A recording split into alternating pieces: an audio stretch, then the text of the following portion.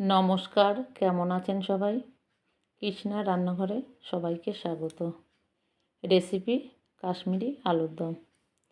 আমি এখানে 1 কেজি আলু নিয়েছি। আলুগুলোকে খুব ভালো করে ধুয়ে কেটে নিলাম।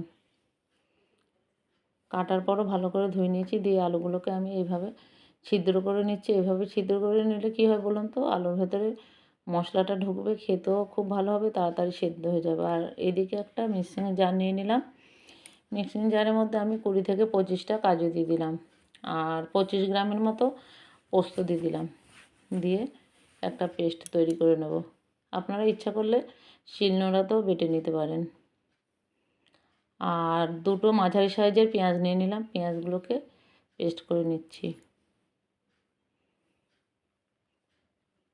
আর মাঝারি সাইজের 2টো টমেটো নিয়ে নিলাম, সঙ্গে একটু কাঁচা লঙ্কা নিয়ে নিলাম, এটাকে আমি পেস্ট করে নিচ্ছি। আর এখানে আমি 100 গ্রামের মতো টক দই নিয়ে নিলাম। আর এদিকে গ্যাস অন করে একটা কড়াই চাপিয়ে দিলাম। কড়াইতে আমি সর্ষের তেল দিয়ে রান্না করব। এখন তেলটা আমার গরম হয়ে গেছে। এবার আমি কেটে রাখা আলুগুলোকে ভেজে নিচ্ছি, একটু হলুদ আর একটু নুন দিয়ে। আলুগুলোকে সুন্দর করে লাল লাল করে আস্তে আস্তে ভেজে নেব, যেন আলুটা 30% মতো সেদ্ধ হয়।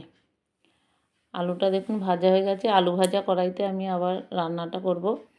দিয়ে আবার একটু কিছু পরিমাণ তেল দিয়ে দিলাম, ফোড়নে দিয়ে দিলাম শুকনো লঙ্কা, দারচিনি, মৌরি, এলাচ। ফোড়নটা হয়ে গেছে। এদিকে আমি পেস্ট করা পেঁয়াজটা দিয়ে দিলাম। কিছুক্ষণ ভাজার পর এখানে আদা বাটা, রসুন বাটা, ধনে গুঁড়ো আর কাশ্মীরি লঙ্কা গুঁড়ো, রঙের জন্য একটু হলুদ আর স্বাদ অনুসারে নুনও দিয়ে দিয়েছিলাম। তখন ভিডিওটা আর করা হয়নি। এবার একটু ওই কাজু আর পোস্ত বাটাটা দিয়ে দিলাম। দিয়ে গ্যাসটাকে একটু সিম করে একটু কষিয়ে নিচ্ছি মশলাটাকে। এরপরে আমি দইটাকে ফেটিয়ে রেখেছিলাম, টক দই, সেটা দিয়ে দিলাম।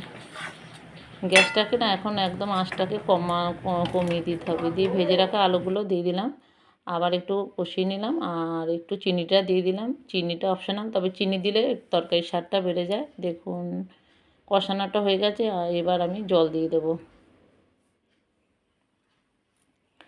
জল দিয়ে দিলাম। এবার কিছুক্ষণ ঢেকে ঢেকে আমি রান্না করে নেব।